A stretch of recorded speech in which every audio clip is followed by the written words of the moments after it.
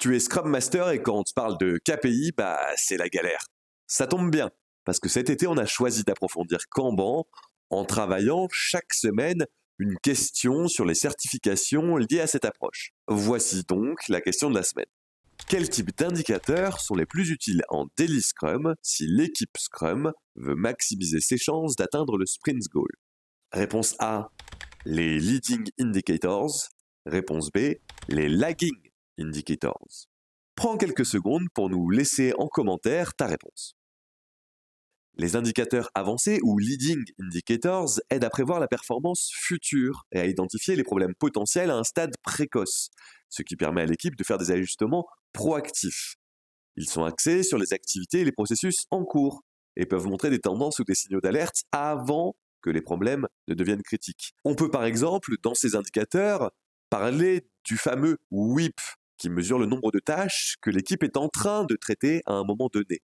Si ce nombre augmente de manière non contrôlée, de manière significative, cela peut indiquer, par exemple, une surcharge de travail ou des goulots d'étranglement à venir.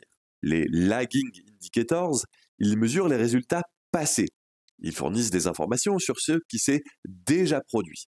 Si tu veux un exemple, on peut donner le fameux lead time, qui mesure le temps écoulé entre un moment où un besoin arrive à l'équipe et le moment où celle-ci rend accessible en production aux utilisateurs la solution à ce besoin.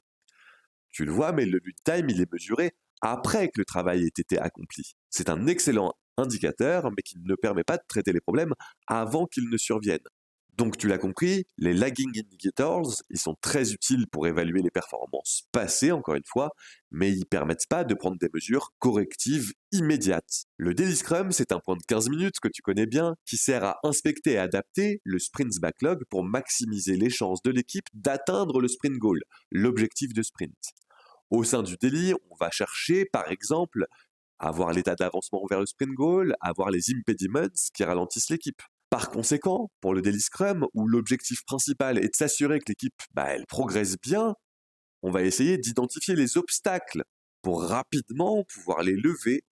Et donc, on va privilégier les leading indicators, les indicateurs avancés.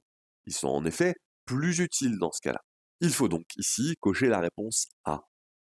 Si tu veux en savoir plus sur les lead time, je t'incite à voir cette vidéo où on parle d'Accelerate. Accelerate t'expliquera que le lead time est intrinsèquement lié à la performance de l'entreprise.